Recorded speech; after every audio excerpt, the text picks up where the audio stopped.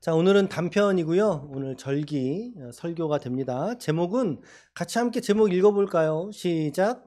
감사로 꽃 피우는 신앙. 감사로 꽃을 피워내는 신앙이라는 제목으로 오늘 말씀 같이 나누도록 하겠습니다. 우리 지난주에는 우리 자녀들은 안에 들어가서 모르시겠구나. 우리 지난주에는 손양원 목사님께서 이제 사모님에게 보내는 편지를 좀 읽어드렸어요. 지난주 주일에 제가 그 편지를 좀 여러 번 읽었죠. 읽으면서 받은 인상은 참 이 손양원 목사님의 믿음이 이 신앙이 참 고매하시다. 참 하나님이 기뻐하시는 그런 신앙이시구나라고 하는 거죠. 편지 중에 특별히 이런 표현들이 있어요. 꽃 피고 새가 우는 양춘 가절에만 이 당시 분들이시니까 사자성어 많이 들어가 있었고 좀 어려운 말이 들어 있었는데 양춘가절 꽃 피는 좋은 봄철이라는 뜻입니다. 에만 하나님의 진리가 있는 것이 아니라 백설이 분분한 엄동설안에도 하나님의 사랑은 여전하시다. 동의하십니까? 하나님의 사랑은 여전하시다. 오곡백과가 무르익는 9월에만 하나님이 있을 뿐 아니라 땀이 솟듯하는 이런 불더위, 염천이라 그랬는데 불더위에도 하나님의 사랑은 여전하시다. 아멘. 하나님의 사랑이 얼마나 어려운 표현으로 여일, 항상 동일하다. 얼마나 한결같으신지를 보여주는 그걸 고백하는 그런 편지였던 것 같아요. 모든 염려를 주께 맡기고 부디 당신은 아내죠. 당신은 병석을 떠나시옵소서 라고 하는 이야기. 병석에 누워있는 아내를 향해서 이처럼 하나님의 사랑이 병 들었을 때나 병이 나았을 때나 추울 때나 더울 때나 오곡이 있을 때나 손이 비어있을 때나 항상 하나님의 사랑이 당신에게 머물러 있습니다 라고 권면하는 정말 이 손양원 목사님의 진심과 애정이 어린 그런 편지지 않습니까? 그래요. 지난주는 손양원 1부, 오늘은 손양원 2부로 시작을 하려고 그래요. 손양원 목사님이 누구세요? 우리 한국교회 초대교회 역사 속에서 순교의 열매를 맺으셨던 분이시죠. 특별히 자기 두 아들을 죽인 사람, 그 사람을 양자로 삼아서 그가 회심하기까지 섬겼던 그런 분이세요. 그래서 이분의 별명이 뭔지 아세요 혹시? 이분의 별명이 뭔지 아세요? 사랑의 원자탄. 사랑의 원자탄. 그런 분이신 거죠. 특별히 우리가 시편 4편의 말씀에서 4편 7절의 말씀은 이런 구절이 있어요. 주께서 내 마음에 주신 기쁨은 그들의 곡식과 그들의 포도주가 풍성할 때보다 저는 오히려 더 이 기쁨이 더 커요. 라고 고백했던 그 신앙의 고백이 우리 신자들에게 얼마나 귀한 것인지, 얼마나 소중한 것인지 우리 손양원 목사님의 짧은 편지를 통해서 그리고 우리 시편 4편의 말씀을 통해서도 우리 성도들의 삶에 하나님께서 주신 이 구원의 은혜와 이 기쁨이 얼마나 소중한 것인지를 깨닫게 한다는 거죠. 그렇게 함께 깨닫고 고백했던 시간이지 않습니까? 여러분께 한 번 더 여쭤볼게요. 손양원 목사님의 별명이 뭘까요? 오케이, 좋습니다. 그거 말고 또 다른 별명이 하나 더 있는데 혹시 맞추시는 분 계실까요? 손양원 목사님의 또 다른 별명이 하나 더 있어요. 그게 뭘까요? 감사의 수소폭탄이라고 합니다. 감사의 수소폭탄. 이거 사랑의 원자탄, 감사의 수소폭탄이래요. 무슨 이렇게 폭탄으로만 별명을 삼아서 했는지 모르겠어요. 사랑의 원자탄이든 감사의 수소폭탄이든 그 별명이 가지는 이 의미는 어떤 의미를 갖고 있겠습니까? 강력하다는 거죠. 강력하다, 탁월하다, 뛰어나다 이런 거 아니겠어요? 원자탄 이런 것보다 더 큰 폭발력을 가지는 폭탄이 또 어디 있겠어요? 그만큼 강력하다는 거예요. 사랑이 있어서. 여수의 애양원 한센병원인 애양원을 섬기시면서 한센병 환자들을 섬기는 그 사랑, 양자를 자기 두 아들을 죽인 그 아들 양재선 씨인데 그 사람을 양자 삼았던 그 사랑의 원자탄. 그리고 또 하나는 감사에 있어서도 이 수소폭탄처럼 강력한 모범을 보이신 분이 바로 손양원 목사님이시다는 거예요. 그러면 우리는 그럼 감사에 대한 일화가 뭐가 있을까요? 손양원 목사님의 감사에 관한 일화, 정말 너무나 여러분들 잘 알고 있는 얘기지 않습니까? 지금 이게 간단한 양력인데 그냥 요약이에요. 신사참배 거절로 투옥된 기간도 있었고 1948년이죠. 그러니까 광복 후, 그러나 6.25 전쟁이 발발하기 전에 여순 사건으로 해서 자녀 장남과 차남이 죽게 됩니다. 이 두 명의 인물이 죽게 되거든요. 바로 저 때의 일인 거죠. 1948년에 두 아들의 장례를 치르면서 이 목사님께서 인사말로 발인식 때 이제 우리 인사하잖아요. 이렇게 좀 하실 분들 일어나서 인사하십시오 이렇게 하잖아요. 장례식 가면 그 장례식에서 목사님께서 읽어주신 우리에게는 10가지의 감사로 너무나 잘 알려져 있는 그 내용입니다. 장례식에서의 감사의 목사님의 인사말 전문을 좀 한번 제가 읽어드릴게요. 전문이에요. 여러분, 내 어찌 긴 말에 답사를 드리리요. 내가 아들들의 순교를 접하고 느낀 몇 가지 은혜로운 감사의 조건을 이야기함으로 대신할까 합니다. 그러니까 지금 이 문장이나 이 말하는 투는 현대적이진 않은 부분들이 있어요. 그 당시 상황이기 때문에. 첫째, 나 같은 죄인의 혈통에서 순교의 자식들을 나오게 했으니 하나님께 감사합니다. 둘째, 허다한 많은 성도들 중에 어찌 이런 보배들을 주께서 하필 내게 주셨는지 그 점 또한 주께 감사합니다. 셋째, 삼남 삼녀 중에서 가장 아름다운 두 아들 장자와 차자를 바치게 된 나의 축복을 하나님께 감사합니다. 넷째, 한 아들의 순교도 귀하다 하거늘 하물며 두 아들의 순교일이요 하나님 감사합니다. 다섯째, 예수 믿다가 누워 죽는 것도 큰 복이라 하거늘 하물며 전도하다가 총살 순교 당함이리요 하나님 감사합니다. 여섯째, 미국 유학 가려고 준비하던 내 아들, 큰아들 23세거든요. 미국보다 더 좋은 천국에 갔으니 내 마음이 안심되어 하나님 감사합니다. 감사합니다. 일곱째, 나의 사랑하는 두 아들을 총살한 원수를 회개시켜 내 아들로 삼고자 하는 사랑의 마음을 주신 하나님께 감사합니다. 여덟째, 내 두 아들의 순교로 말미암아 무수한 천국의 아들들이 생길 것이 믿어지니 우리 아버지 하나님께 감사합니다. 아홉 번째, 이 같은 역경 중에서 이상 8가지의 진리와 하나님의 사랑을 찾는 기쁜 마음, 찾은이 아니에요. 찾는 기쁜 마음, 여유 있는 믿음 주신 우리 주 예수 그리스도께 감사합니다. 끝으로 이제 10번째가 되죠. 나에게 분수에 넘치는 과분한 큰 복을 내려주신 하나님께 모든 영광을 돌립니다. 이 일들이 옛날 내 아버지 어머니가 장로님이시거든요. 아버지가 새벽마다 부르짖던 수십 년간의 눈물로 이루어진 기도의 결정이요, 나의 사랑하는 한센 병자 애양원입니다. 여수에 형제 자매들이 23년간 나와 내 가족을 위해 기도해준 그들의 성의의 열매라는 거죠. 순교를 그 열매를 받으신 것, 열매로 믿어 의심치 않으며 오늘 여러분들에게도 감사를 드립니다. 이게 손양원 가족회의 홈페이지에 올라와 있는 전문이에요. 아버지의 편지 전문. 우리가 감사절 하면 떠오르는 일화가 여기에 제가 있어요. 여기 있어요. 두 명의 아들을 일시에 잃었던 슬픔에 대해서 여러분 생각해 보셨나요? 18세, 23세, 18세. 이걸 뭘로 비교할 수 있겠어요, 여러분?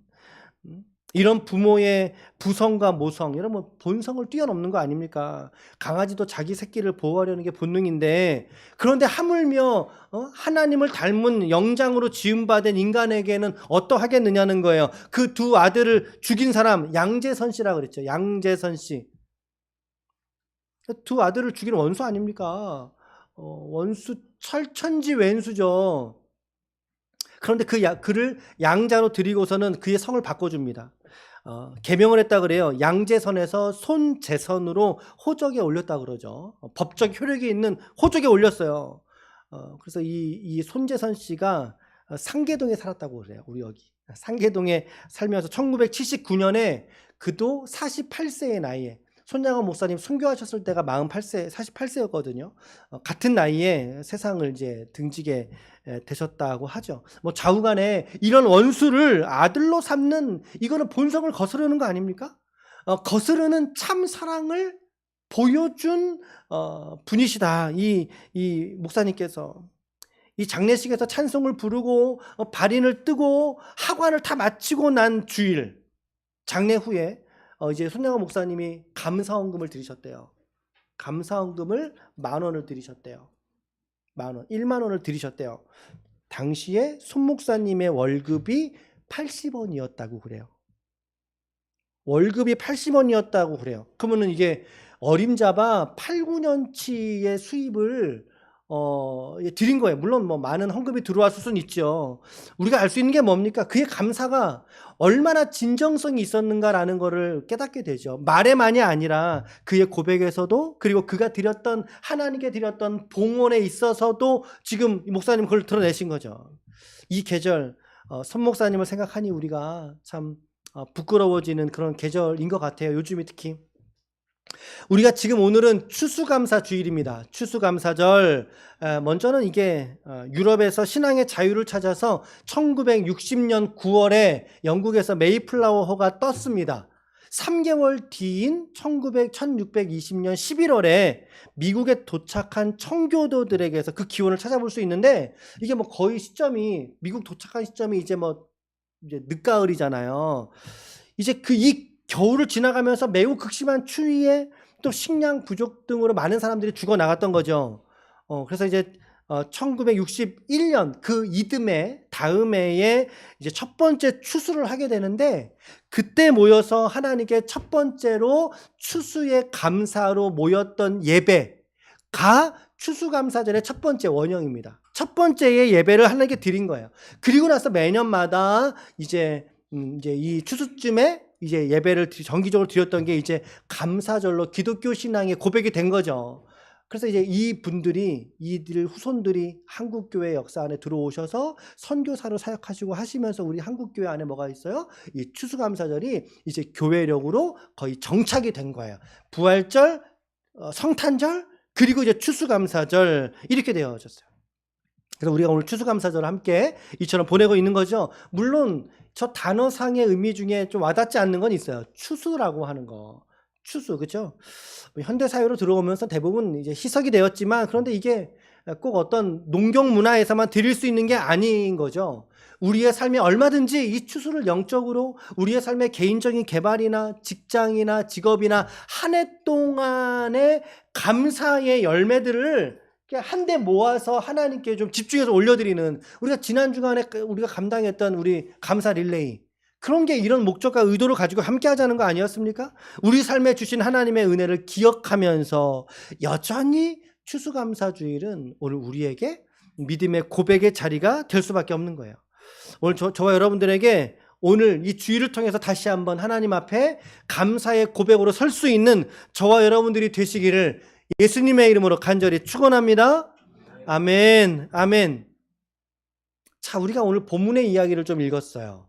본문. 자, 여러분, 이 본문이 낯설어요, 낯익어요? 이 본문이 어때요? 막 낯설어요? 처음 보신 본문 같아요? 아니요, 그렇지 않아요. 제가 우리 목회하면서 지금 5년째 목회하면서 이 본문을 매 추수감사주일마다 이 본문을 제가 채택을 하고 있어요. 매년마다. 여기 작년에 안 계신 분이 거의 안 계시겠지만 간략하게 좀 말씀을 드리면, 예수님께서 이제 십자가에 달리셔야 된단 말이죠. 십자가에 달리시기 위해서 예루살렘으로 올라가시거든요. 이게 4번째 방문인 것 같아요. 자, 그럼 예수님이 가시는 그 길에 중간 지점 사마리아라고 하는 지역을 필연적으로 지나가야 되거든요. 오늘 본문 이야기를 좀 하는 겁니다. 오늘 본문의 지리적인 위치는 어디라고 말하고 있어요? 어디라고 말하고 있습니까? 11절을 잘 보십시오. 11절. 예수께서 예루살렘으로 가실 때에 어디와 어디 사이로 지나가신다? 그렇죠. 사마리아와 갈릴리 사이로 지나가시다. 그러니까 그 중간 지점에 어느 지점인 거예요. 정확하게 어딘지는 모르겠으나. 자, 그런데 오늘 말씀해 보니까 사마리아인이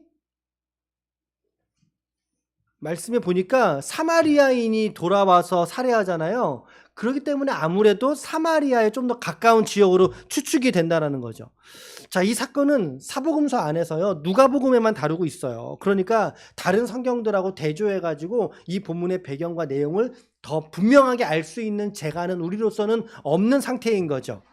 하지만 본문이 말하고자 하는 메시지는 우리가 정확하게 알 수 있는데, 한 마을에 들어가셨어요? 들어갔는데 한센병 환자들, 나병 환자들이죠. 무려 몇 명이 예수님께 나아오죠?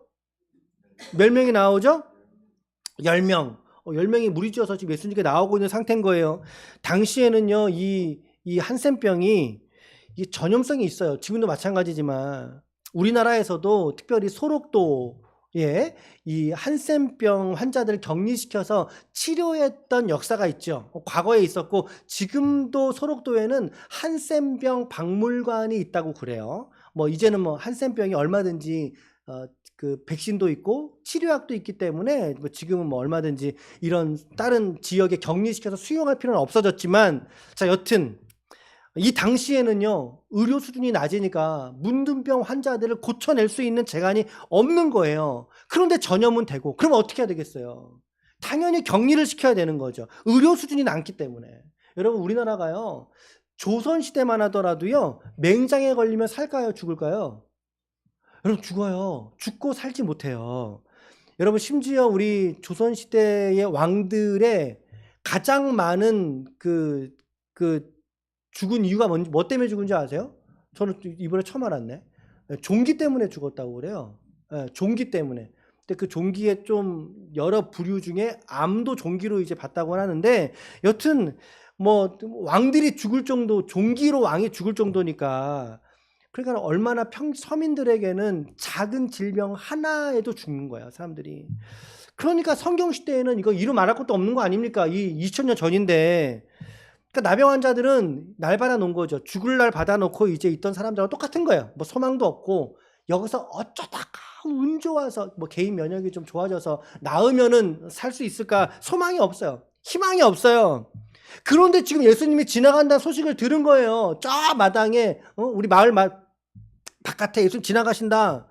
그러니까 10명이 모두 다 소망이 없는 마당에, 그럼 우리 예수에게라도 한번 나아가 보자. 그동안에 얼마나 3년 동안에 예수님의 사역 속에서 예수님이 병자를 고치고 치료하셨다는 소리 소문을 듣고 알고 있었던 이들, 예수님께 나아갑니다. 뭐라고 말해요? 선생이여 라고 말하죠. 예수 선생이여, 우리를 불쌍히 여기소서. 그들은 할 수 있는 방도가 없어요. 다른 방도가 방치되어 있거나 있어서 낫거나 죽거나 둘 중에 하나. 그러니까 예수님에게 이제 마지막 소망을 걸었던 거죠. 예수님이 그 이야기를 듣고서 저기 멀리서 지금 이 문둥병자들이 온몸을 뭐 감았을 거 아닙니까? 질질 흘러나오고 고름이 흐르고, 그러니까 테이프가 아니라 천으로 감고 그랬을 거 아니에요. 그들이 나오는 모습을 보면서 예수님이 그들에게, 그래 일로 와, 한 명씩 앉아, 내 기도해 줄게, 가 아니에요. 그게 아니에요. 정말 뜬금없는 얘기를 그들에게 하신 거죠. 그게 14절이거든요. 뜬금없는 얘기, 그들로서. 같이 한번 읽어봅시다. 14절 시작.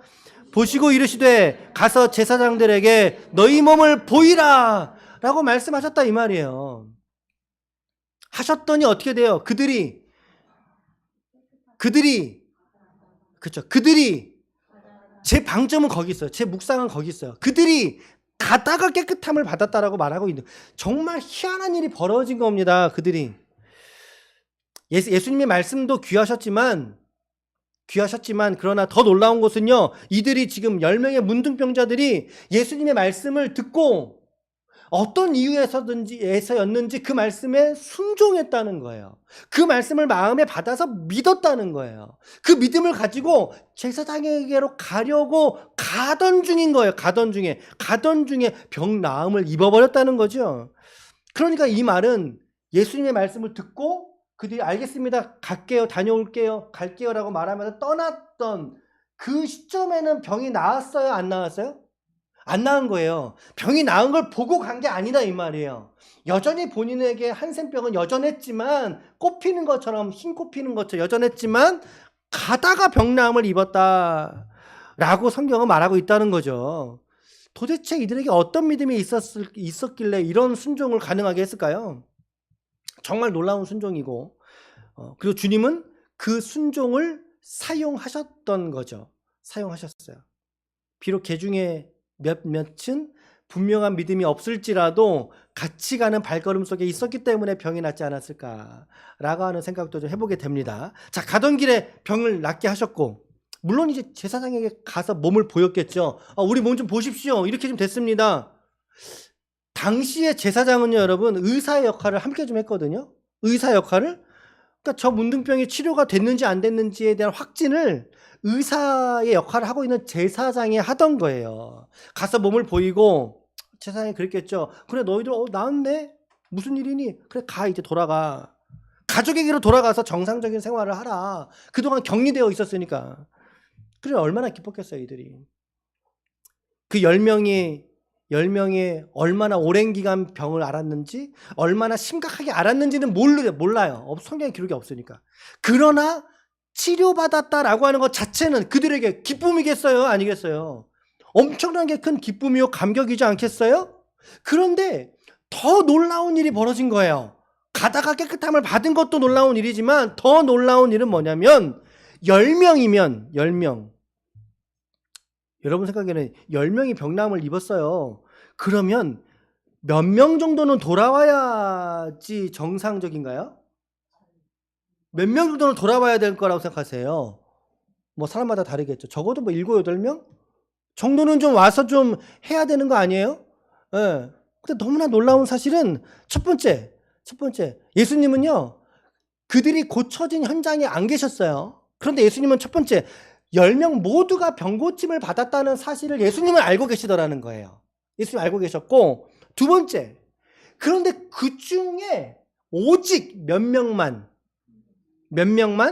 한 명만 예수님께 감사의 목적을 가지고 돌아왔다는 게 놀라운 거예요. 한 명만 돌아왔어요. 근데 이보다 더 놀라운 사실은 뭐냐면 세 번째거든요. 돌아온 그 한 사람이 어디 사람이었다? 사마리아 사람이었다라고 하는 거예요. 아니, 어떻게 9명, 한 명만 돌아올 수 있어요? 나머지 9명은 어디로 갔을까요? 네, 집으로 갔겠죠. 자기의 오랜 수건이었던 나병의 병고침을 받았으니까 그들은 집으로 가느라고 바빴겠죠. 여러분, 사실은 10명이 아니라 자기들의 가족까지 다 와서 감사해야 되는 상황이지 않겠어요? 한 가구 4명 칩시다. 그러면 적어도 40명 와야 되는 거예요. 40명이 와도 부족한 거 아니에요. 이 도무지 나을 수 없는 날받아 놓은 이 병을 고쳐주셨으니까. 근데 어디로 다 가버리고서 오직 한 사람만 예수님께로 왔다는 거예요. 얼마나 놀라운 일입니까, 이게. 얼마나 놀라운 일이에요. 게다가 성경은 그 사람이 사마리아 사람이었다라고 말하고 있어요. 당시의 사마리아 사람들은 유대인들이요, 저 팔레스틴 지역에 크게 두 민족이 살고 있었는데, 하나는 유대인이요, 정통 유대인이요, 또 한 부류는 사마리아인이라고 하는 사람들. 이 사람들은요, 피가 섞인 민족이에요, 피가. 예. 이방인의 피가 섞인 민족, 절반은 유대인의 피지만 절반은 이방인의 피가 섞여 있어요. 그러니까 정통 유대인의 입장에서, 민족주의의 입장에서는 야, 저것들은 사람만도 못한 인간들이야. 그래서 심지어 개만도 못한 인간들로 취급받았던 인물들이 사마리아 사람들이거든요. 그런데 하필이면 오늘 성경은 10명 중에 한 사람만 돌아왔고, 돌아온 그 한 사람이 누구다? 사마리아인이다 라고 말하는 것은요, 놀라울 뿐만 아니라 이 말씀을 듣고 있는 독자들에겐 불편한 진실이더라는 거죠. 너무나 불편했을 거예요. 주님께서 그 한 사람 사마리아인에게 이르신 말씀이 뭐냐면 그게 19절이에요. 오늘 읽은 마지막 구절. 자, 19절 같이 한번 읽어봅시다. 시작. 그에게 이르시되 일어나 가라. 네 믿음이 너를 구원하였느니라 하시더라. 아멘. 자, 여러분, 고침받기는 몇 명이 받았어요? 10명 받았어요. 그러니까 10명 모두가 다 육체적으로는 구원받은 게 맞아요. 육체적으로. 그런데 오늘 말씀에 의하면 그 중에 오직 한 사람만, 그것도 사마리아인이었던 그 한 명에만 육체의 구원만이 아니라 영혼의 구원까지도 누리게 되는 놀라운 영육간의 완전한 구원을 오늘 이 한 사람이 누리게 되었다라는 사실이에요. 할렐루야. 오늘 우리 지체들에게도 이런 영육간의 구원이, 조화와 균형이 있기를 축복합니다. 여러분들의 인생과 삶 속에 하나님의 구원의 역사가 충만하기를 바랍니다. 육체가 강건하기를 빕니다. 여러분들의 영혼에 살으심을 입어서 우리 모두가 생명 가운데 나아오는 우리 모두가 되시기를 축복합니다. 아멘. 바로 이 한 사람에게 주신 구원이 그런 의미였다는 거죠. 육체만이 아니라 그의 영혼까지도 살리신 예수님의 은혜의 축복인 거죠. 정말 그 사람으로서 완전한 축복의 은혜를 누린 거 아닙니까? 사실 이 본문이 오늘 말하고자 하는 것은 이 한 사람의 구원을 말하려고 하는 건 아니에요. 나머지 9명에 대해서 비판하기 위해서 이 성경을 기록한 거예요. 자, 여러분, 한 명이 사마리아인이었다라고 특정했다라면 독자들인 저와 여러분들, 우리들은 아주 자연스럽게 나머지 9명은 누구일 것이다라고 추측할 수 있습니까? 그렇죠. 자연스럽잖아요. 한 명을 사마리아인으로 특정해서 그를 꼽았다면 나머지 9명은 유대인이라고 하는 전제를 우리 독자들에게 알려주고 있는 거예요. 물론 모른다가 정답이에요. 그런데 성경에 그렇게 없으니, 근데 우리가 추측해서 읽다 보면 그렇다 이 말이에요. 미루어 볼 때 그들은 유대인일 것이다. 이 사건이 오늘 말하고자 하는 것은요, 예수님의 십자가의 죽으심, 이거 17장인데 19장 가서 이제 입성하시거든요. 예수님의 십자가의 죽으심으로 이루신 그 구원 역사를 9명이나 되는 유대인들은 오히려 그 사건을 인정하지 않을 것이다 라고 하는 얘기예요. 그것을 보여주기 위해서 오늘 본문의 사건을 여기에다가 위치시켜 놓은 거죠. 예수님의 십자가의 사건 앞에다가 예수님이 19장 이제 입성하시기 전에, 그래서 우리는 이 사건 속에서 다른 맥락보다, 그러나 우리는 이 사건 속에서 이 한 사람에게 조금 더 집중해 봤으면 좋겠어요. 우리가 손양원 목사님을 조명해 보았듯이 이 한 사람, 사마리아인, 그러나 그에게 육체와 영혼의 구원이 성취될 수 있었던 이유는 무엇인가? 뭘까요? 그에게 이런 완전한 구원이 임하였던 이유는 뭘까요? 그것을 저는 16절에서 찾는 거죠. 16절. 한번 읽어봅시다. 시작. 예수의 발 아래에 엎드려 감사하니 그는 사마리아 사람이라. 그가 예수께 오면서 하나님께 영광을 돌리려 돌아왔다라고 말해요. 15절. 그런데 정작 예수 앞에서 그가 행한 행위의 의미를 성경은 어떻게 해석하고 있습니까? 그가 예수님 앞에 뭘 했다? 무엇을 했다? 감사를 드렸다라고 말하고 있어요. 감사를 드렸다. 우리 개역 번역 앞에 있는 개역 한글판 번역에서는요, 예수 앞에 사례하니라고 번역했어요. 사례하니라고 뭔가 예수님께 이거에 대한 답례로 돈을 얼마 이렇게 집어 넣어준 것처럼 이렇게 오해할 수 있도록 번역을 했어요. 우리 옛날 개역 한글 번역이. 이제 개정판으로 번역이 바뀌면서 이제 감사하니로 바뀌었거든요. 여러분, 쉬운 성경, 새 번역, 현대어 성경 모두가 다 동일해요. 감사하니라는 단어. 감사가 무슨 뜻입니까, 여러분? 감사가 무슨 뜻이에요? 감사를 표현하다, 은혜를 말하다, 고마움을 느끼다, 이런 문맥의 의미인데 단어 사전, 국어 사전에서 이렇게 표현되어져 있어요. 감사가 뭐냐? 고마움을 나타내는 인사, 고맙게 여기는 마음, 그런 마음, 이게 감사다. 더불어서 이 감사함에 오늘 우리가 말로만이 아닌, 여러분 오늘 예배 오시면서 지난주에도 우리가 감사를 준비하면서 특별히 재정적으로 준비해서 하나님께 예물로도 마음으로 우리 하나님께 드립시다, 그런 말씀도 기억나시죠? 우리의 재정의 일부를 떼서 이렇게 여러분들이 오늘 추수감사 헌금 봉투에다가 아름답게 여러분 믿음을 담아서 드리셨을 거예요. 이 자본주의 사회에 여러분 돈이 중요해요, 안 중요해요? 돈이 얼마나 중요해요? 얼마나 중요한데, 근데 그 돈을 하나님께 감사함으로 구별하여 드린다는 거, 이거 정말 억지로 못하는 거예요, 여러분. 억지로 할 수 있는 게 아니에요. 얼마냐가 중요한 게 아니라 얼마냐가 중요한 게 아니라 어떤 마음으로 그 예물을 하나님께 드렸냐, 이게 중요한 거 아닙니까? 몇 주 전이에요. 몇 주 전에 타 교회 성도시죠. 타 교회 성도인데 저희 교회를 사랑하고 기도하는 그런 지체예요. 저희 교회 추수감사원금을 드리고 싶다는 거예요. 그래서 한 해 동안 적금을 들었대요. 적금을 들었다. 그걸 이제 요쯤에 타서 좀 먼저 타니까 나오니까 이거를 목사님 제가 이걸 갖고 있자니 마음에 미혹이 될 것 같고 제가 이것을 적금을 타니 제가 좀 먼저 헌금을 드려도 되겠습니까? 그래서 지지난주죠. 3주 전이죠. 그 말씀도 우리 같이 함께 나눴습니다. 타서 함께 드렸던 이야기. 어떻게 이런 일이 가능한, 여러분들에게 적금 들라는 얘기가 아닙니다. 그런 얘기가 아니에요. 구원의 감격과 은혜와 기쁨이 내 안에 있지 않으면요, 이러한 실천들을 우리는 할 수 없을 거라는 거죠. 어떻게 이런 일이 가능하냐는 거예요. 아멘. 그런데 우리 믿는 자들이 이 일들을 자원함으로써 하나님 앞에 저 귀한 예물로 하나님께 이 시간도 우리가 또 드리고 믿음으로 이 시간에 함께 예배드리지 않습니까? 얼마나 귀합니까? 오늘 본문의 말씀에서의 가장 키포인트, 핵심은 실천적으로는 감사라고 저는 생각합니다. 감사하니예요. 여러분 착각하지 마세요. 사례하니가 아니라 감사하니예요. 이걸 위해서 우리가 단톡에서 그렇게 뭐 감사릴레 해보자라고 우리가 했던 거 아닙니까? 이게 그의 영혼을 살리는 비결이 됐던 이유가 여기 있는 거예요. 누구나 육체의 구원을 받는 데까지는 나아갈 수 있어요. 10명이 다 병남을 얻었듯이 그렇게. 그러나 누구나가 아니라 그 중에 감사하는 영혼에게 하나님, 예수님은 오늘 그의 영혼이 구원받는 자리에까지 그를 초대하시더라는 것입니다.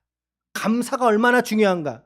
그 감사의 자리에까지 나아가지 않으면 육체로 구원받으니까 얼마나 좋겠어요. 이 생에선 좋겠죠.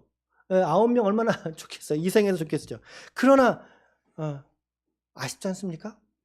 영원한 영혼의 축복은 누리지 못하고 만 거예요. 이 생에서만 좋게 살다가 끝나버린 인생으로 끝나는 거예요.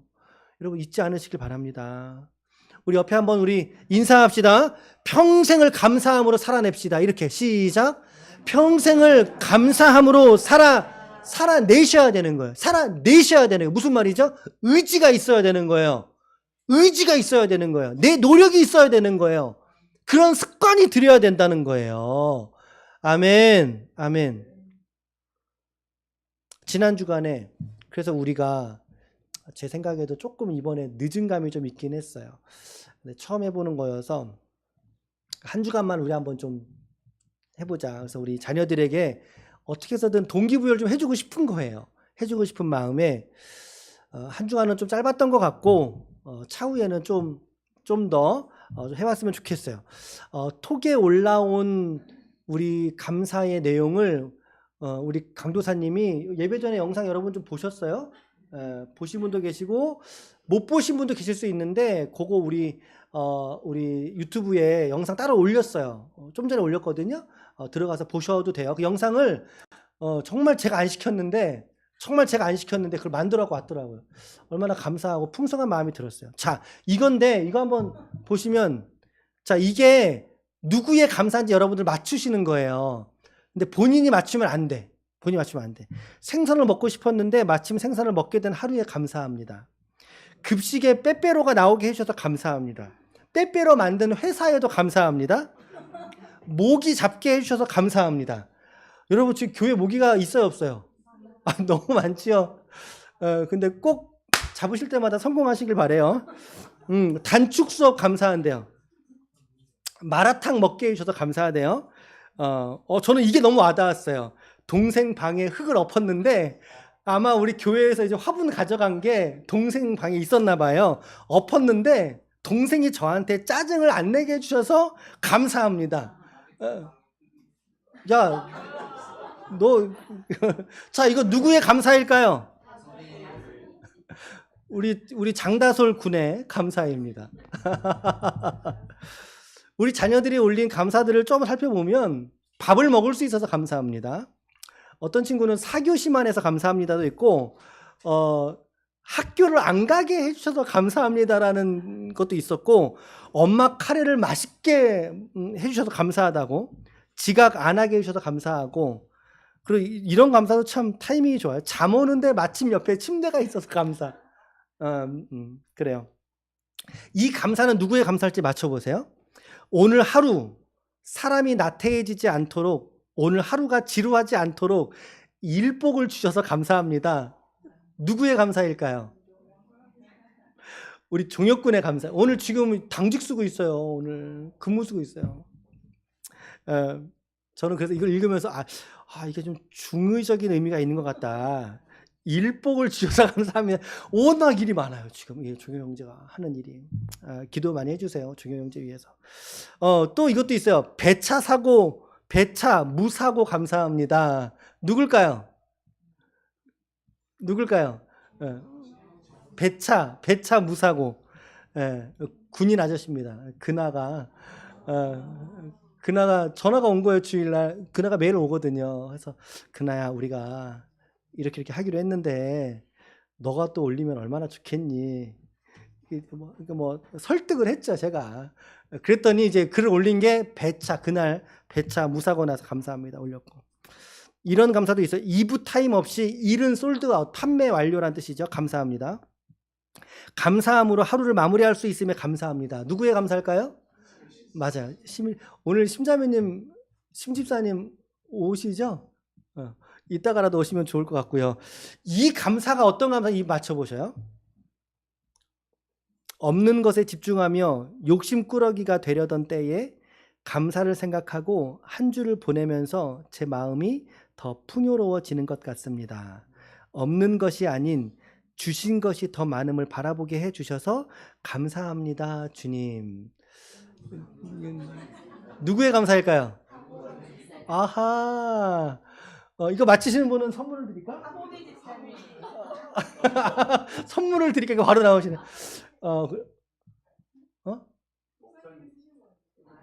저 아니에요. 이 감사는 우리 하보미 집사님의 감사예요. 하보미 집사님의 감사. 자, 그러면 이제 다음 감사가 하나만 더 하고 이제 저기 하죠. 잠들기 전 옆에 누워있는 아내를 보니 참 많이 고생했구나 싶습니다. 주님, 오늘 하루도 버팀목이 되어주셔서 감사합니다. 그리고 잠이 든 중에도 부디 지켜주십시오. 누구의 감사일까요? 강호사님이에요? 네. 진짜 확신하세요? 네. 여러분들은 옆에 누워있는 아내를 보면 무슨 마음이 드세요?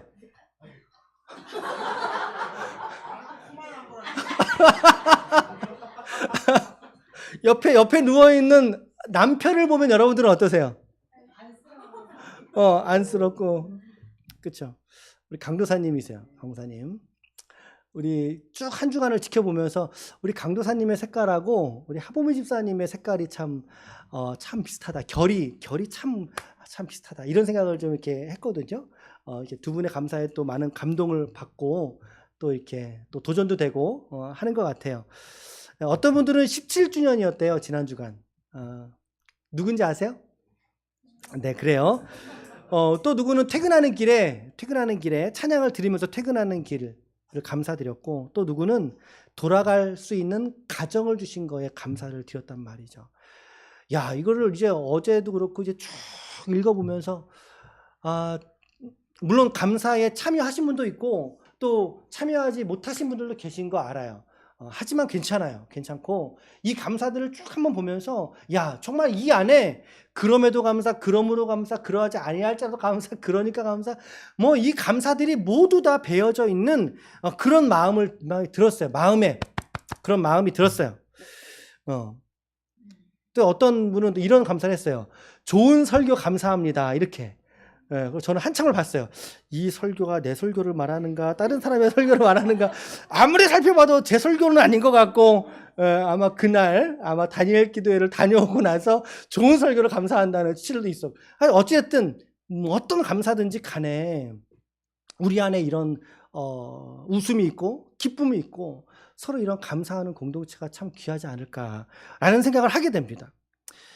우리 지체들이 이런 감사들을 함께 해 나아가면서 이런 감사들을 했었구나. 또 더불어서 이런 한 주간을, 이런 하루를 우리 지체들이 살아냈구나, 이런 생각이 들면서 참 은혜로 오늘 설교를 준비하고 이렇게 마무리 퇴고를까지 하게 되었습니다. 여러분, 감사를 거창하게 해야 된다는 착각을 버려야 감사가 가능해집니다.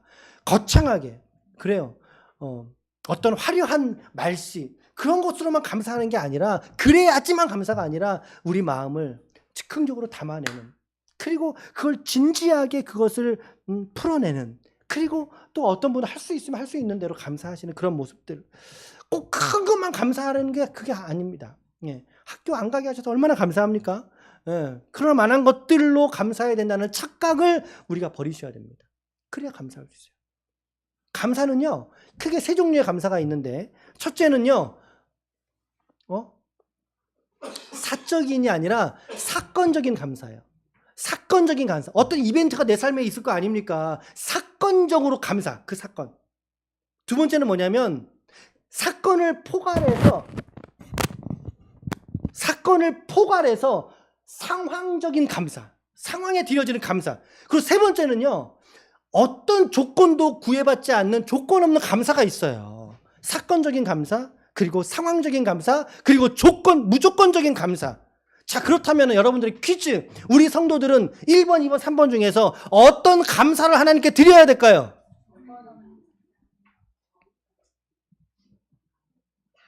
전부 다죠. 전부 다죠. 전부 다. 1번, 2번, 3번 전부 다이지 않겠습니까, 여러분? 어느 하나 걸을 수 있는 타선이 없어요, 저게. 오늘 아까 기도자께서 우리 정용훈 목사님이 참 기도 준비를 마음으로 참 잘하셨구나라는 게 느껴졌어요. 예, 이런 표현이 있었죠. 촛불을 감사했더니 뭘 주셨어요? 등불을 주시고, 등불을 감사했더니 달빛을 주시고, 달빛을 주셨더니 햇빛을 주시고. 정용호 집사님, 우리 집사님 이렇게 감성적인 분인지 오늘. 어쨌든 여러분, 무슨 말입니까? 감사가 계속 점진적으로 확장되어지고 넓어지잖아요. 결국에 여러분, 촛불이나 등대는 뭐예요? 이거 사건이에요. 주신 거. 달빛 주신 건 상황이죠. 햇빛 주신 건 상황이죠. 그런데 성도는 어떤 것이 다 없을지라도 감사할 수 있는 게, 감사해야 하는 게 오늘 저와 여러분들의 믿음이 되어야 할 줄로 믿습니다. 어느 하나 거스를 수 없는 사건을 바라보면서 해석하면서 믿음으로 드리는 감사, 얼마나 소중합니까? 내 형편과 상황을 좋으면 좋은 대로, 나쁘면 나쁜 대로 믿음의 관점으로 해석하고 바라보려는 감사가 얼마나 귀합니까? 그리고 이런 어떤 상황이 아닐지라도 어떤 조건 아래에서의 감사가 아니라 조건이 없는 감사로 하나님께 나아가는 것.